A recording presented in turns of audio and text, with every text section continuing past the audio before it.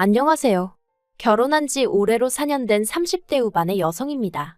제 나이도 있고 해서 혼자가 된다는 게 무척이나 두려웠는데 결국 이혼하는 쪽으로 마음을 굳혔어요.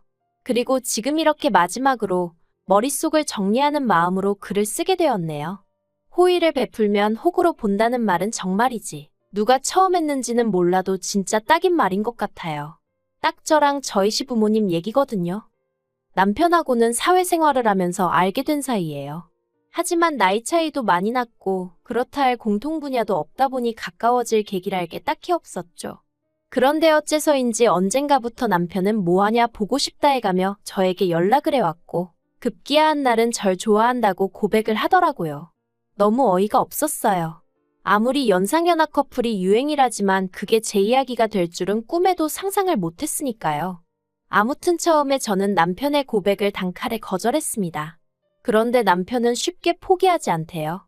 이후로도 거의 2년 가까운 시간 동안 한 번만 기회를 달라며 저에게 매달렸거든요. 그리고 남편의 한결같은 그리고 무조건적인 애정 공세에 저는 결국 마음의 문을 열게 되었죠. 남편의 조건은 제가 평소에 가지고 있던 제 나름의 기준에 미치지 못했지만 크게 개의치 않았습니다.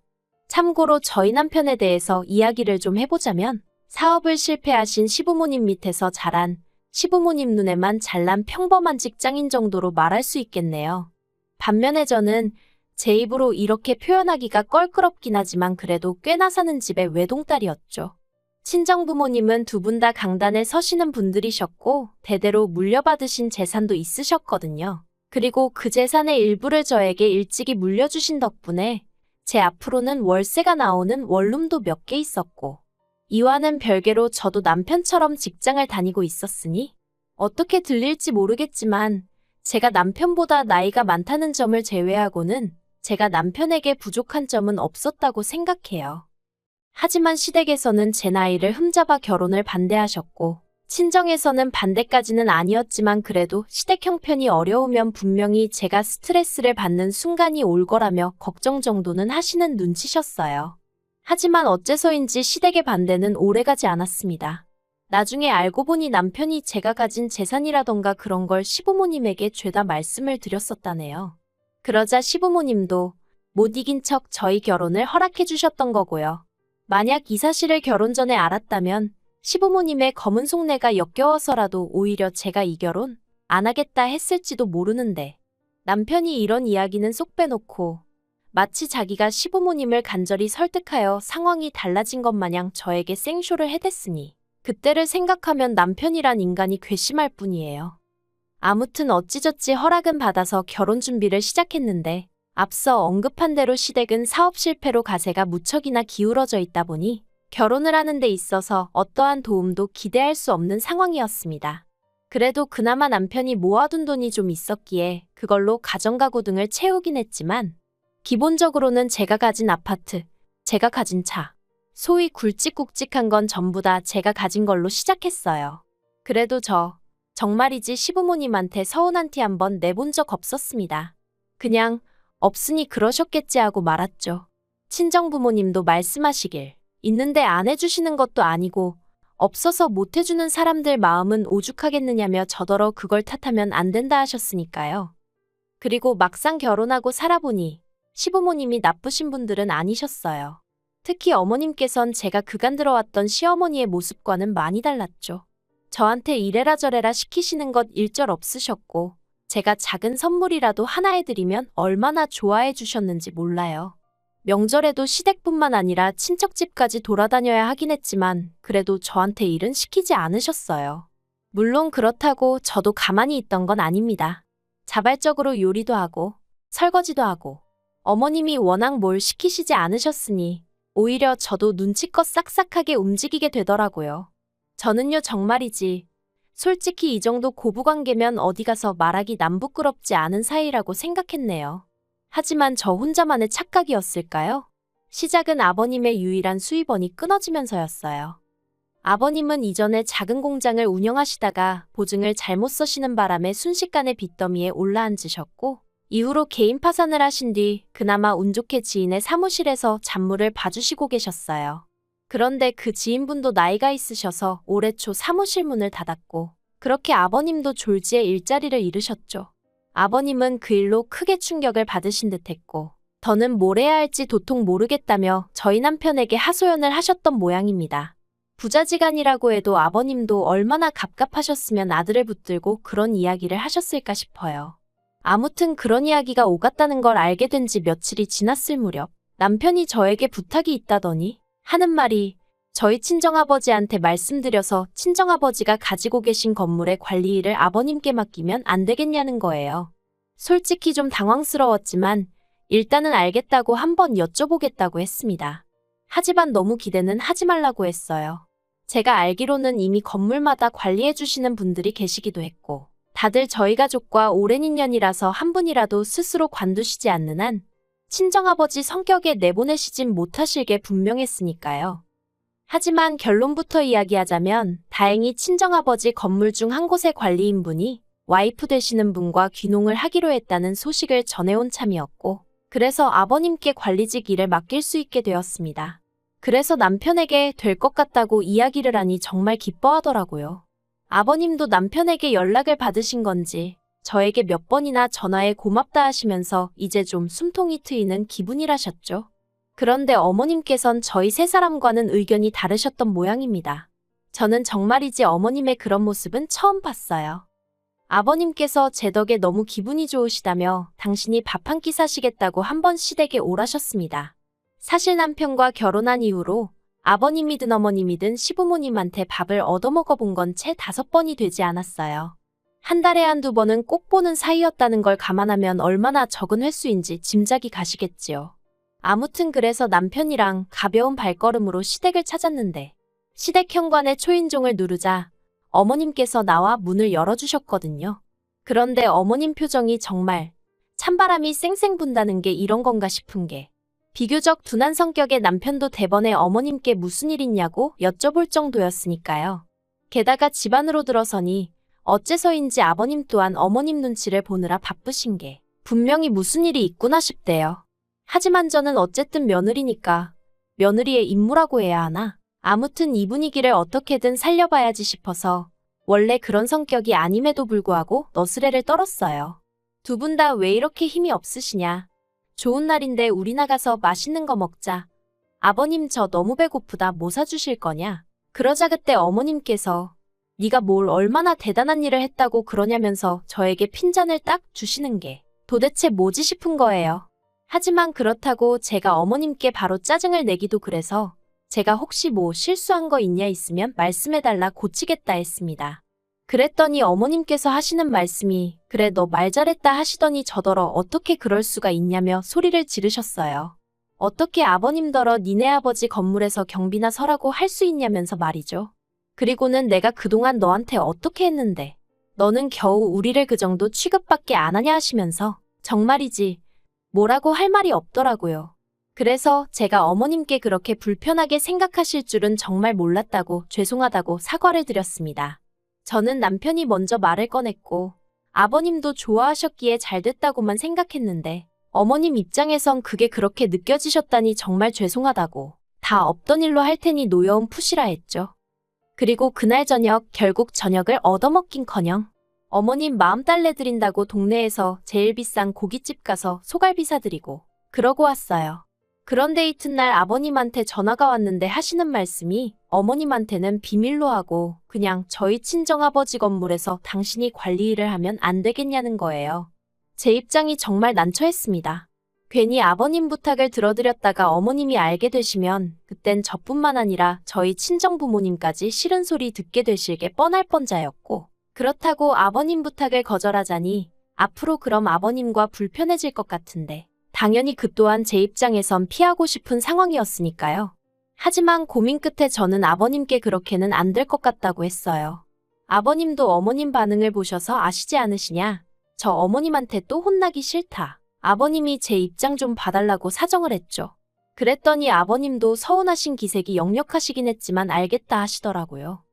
그리고 일이 그렇게 마무리가 되었다고 생각했는데 그 일이 있고 한 달쯤 지났을 무렵이었어요.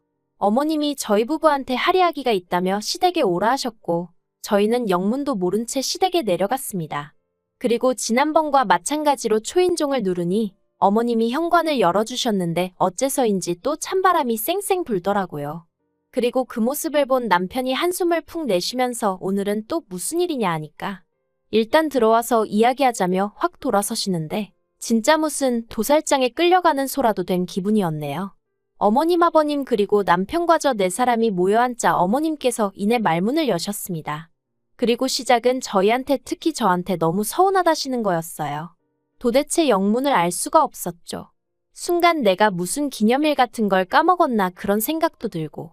하지만 도무지 도통 떠오르는 게 없어 어머님께 그냥 말씀해 주시라고 제가 고치겠다 했습니다. 그랬더니 어머님이 대뜸 너는 네 시부모가 어떻게 먹고 사는지 걱정도 안 되니? 그러시는 거예요. 솔직히 말하면 걱정되었죠. 걱정이 되니까 친정아버지께 관리 일도 말씀드려봤던 거고 제 나름대로 신경을 써드렸던 거 아니겠어요. 그런데 어머님이 싫다고 하셨잖아요. 그런데 이제 와서 왜 걱정을 안 하냐고 짜증을 내시니 기가 막혀서 뭐라고 말씀을 드려야 하나 싶대요. 그래서 제가 아무 말도 안 했어요. 제가 안 하면 남편이라도 뭐라고 한마디 하겠지 싶어서. 그런데 남편도 아무 말도 안 하고 있으니까 어머님이 약이 오르셨던 건지 갑자기 눈물을 보이시며 저더러 너 그러는 거 아니랍니다. 내가 말은 안 했지만 너 맨날 네 부모랑 호텔 레스토랑만 다니면서 밥 먹는 거 안다고. 그런데 너 우리하고는 생전 그런데 가본 적 있냐? 너 지난번에 네 부모하고 유럽 여행 갔다 왔지 않냐 그래놓고 우리하고는 제주도 갔다 오지 않았냐? 솔직히 소름 끼쳤어요. 겉으로는 매번 괜찮다 괜찮다 하셔놓고 속으론 하나씩 전부 다 비교하고 계셨다는 거잖아요. 게다가 말이 나왔으니 말이지만 친정부모님과 좋은 식당에 다닌 건 사실이에요.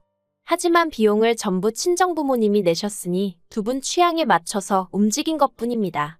여행도 마찬가지예요. 모든 경비를 친정부모님이 부담해 주셨고 저희는 기념품하고 시부모님 선물 살 때만 돈 썼어요. 참고로 유럽 여행에서 돌아올 때 어머님 명품백 사다 드렸고요. 그런데도 어머님이 계속해서 가족여행 다녀와서 좋았냐 어쨌냐? 하도 눈치를 주셔서 그래서 어머님 아버님 모시고 제주도라도 다녀오게 된 거예요. 그리고 이때 저희 시부모님 당연하다는 듯 저희 주머니만 바라보고 계셨는걸요. 그런데 그걸 그렇게 비교를 하고 계셨다니 어이가 없었습니다. 하지만 가타부타 일일이 설명을 하기도 뭐하고 하고 싶지도 않아서 그냥 듣고만 있었어요. 그런데 저희 어머님은 하고 싶으신 말씀이 많으셨던 모양입니다. 그쯤에서 끝내시지 않고 덧붙이시기를 시부모도 부모라면서 앞으로 당신들 생활비로 달에 200만 원씩 보내래요. 저희 친정부모님이 만약 이런 상황이면 모른 척 했겠냐고. 아니 네가 200만 원만 주고 말았겠냐면서 정말이지 더는 안 되겠다 싶어서 결국 한마디 했습니다. 어머님 말씀대로 시부모도 부모인데 어째서 시부모님은 저희를 챙겨주시기는커녕 저희한테 받으실 궁리만 하시느냐고. 저희 친정부모님은 가진 거 하나라도 더 주지 못해서 안달이신데 어쩌면 이렇게 다르냐 했죠. 그랬더니 어머님이 적어보라고 그동안 잘해준 거 하나 소용없다면서 저더러 이제껏 속으로 그딴 생각이나 하고 있었으니 저런 말이 나오는 거라며 생사람을 잡으시더라고요. 더는 대화를 해봤자 말이 통할 것 같지 않아 자리에서 먼저 일어났습니다. 그리고 남편에게 어머님 아버님하고 대화 잘 나누고 오라고 한마디 하고 먼저 돌아서서 나오는데 남편이 쫓아나오더라고요. 그리고는 이렇게 가면 어떡하냐면서 얘기를 좀 하자더니 한다는 말이 솔직히 자기도 어머님이 심하신 거 안돼요. 도가 지나치셨고 자기가 대신해서 사과하겠다고요. 그런데 저는 며느리라 모르겠지만 자기는 아들이라서 그런가 자기 부모님 입장이 이해가 안 가는 건 아니랍니다. 저더러 생각해보라면서 저희 부모님은 삐까뻔쩍하게 해놓고 사시는데 어머님 아버님은 그렇지 못하니 얼마나 자존심이 상하셨겠냐고 황당하더라고요. 어머님 아버님이 왜 당신들 스스로를 저희 친정부모님과 비교를 하시는 건지도 모르겠고 설령 비교하시고 속상하셨다고 한들 그게 저나 저희 친정부모님의 잘못도 아닌데 왜 저에게 화를 내시는 건지도 이해가 안 됐으니까요. 그런데 남편은 계속해서 그러니까 그냥 불쌍한 사람들이다 생각하고 한 달에 200씩 드리잡니다. 원룸 3개 월세 합치면 그 정도 되지 않냐면서 그 돈은 제가 힘들게 노력해서 버는 돈도 아니니 괜찮지 않냐고. 우리는 그거 없어도 살잖아 하는데 어이가 없었죠. 그래서 싫다고 했어요. 이러나 저러나 친정부모님이 나 여유있게 마음 편히 지내라고 주신 건데 그렇게는 못 드린다 했습니다. 그리고 당장 우리 친정부모님도 아직 현역에서 일하고 계시는데 아버님 어머님은 왜 못하시냐? 두 분도 뭐든 찾아서 하시라고 해라.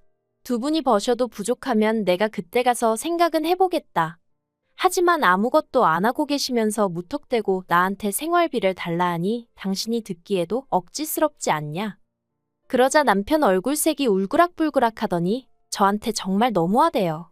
자기가 이렇게까지 자존심 버리고 부탁을 하는데 그러면 좀 못 이긴 척 드릴 수 있는 거 아니냐면서 저더러 돈이라면 환장을 한 거냐고 세상엔 돈보다 중요한 게 많다나요? 그리고는 자기가 어떻게든 어머님 아버님한테 제 이야기를 잘해주려고 했는데 미워서 그러기 싫답니다. 이참에 어머님 아버님한테 점수가 왕창 깎였을 텐데 저더러 알아서 하래요. 이제 어머님이 시집살이 시키셔도 자기는 제 편도 안 들어줄 거고 저희 친정부모님한테도 싹싹하게 안 하겠답니다. 제가 먼저 양가부모님을 차별하니까 자기도 저희 친정부모님하고 시부모님을 달리 대하겠다나요? 그래서 그러라 했어요. 그럴 거면 사위는 뭐하러 하냐? 나는 뭐하러 니네 집 며느리하고. 이참에 다 때려치자고 했죠. 그리곤 열받아서 혼자 차 끌고 집에 왔습니다. 그리고 정말 어이없게도 남편이 집에 안 들어왔어요. 회사에 출근은 했는지 어쨌는지 모르겠지만 아무튼 4일이란 시간 동안 집을 비웠죠. 남편은 제가 전화라도 해서 어르고 달랠 줄 알았던 모양인데 저는 그럴 생각이 조금도 없었습니다. 어찌나 생각할수록 괘씸하던지 남편에게 이혼하자 했고 어머님 아버님께도 마음에 드는 새 며느리 보시라 저는 이 며느리 자리 내려놓겠다 문자를 보내놓은 상황이에요. 남편은 어디 한번 해보자고 답장이 왔는데 제가 부양 의무를 져버렸으니 이혼의 귀책 사유가 저한테 있다나요? 어이가 없어서 그래 정말 해볼 테면 해보자고 했습니다. 그렇게 자기 부모 안쓰러우면 지가 투잡스리잡을 뛰어서라도 생활비 대드리던가 왜 남의 부모님 재산으로 자기 부모 뱃속을 채우려 드는지 진짜 생각할수록 심보도 그런 심보가 없다 싶네요.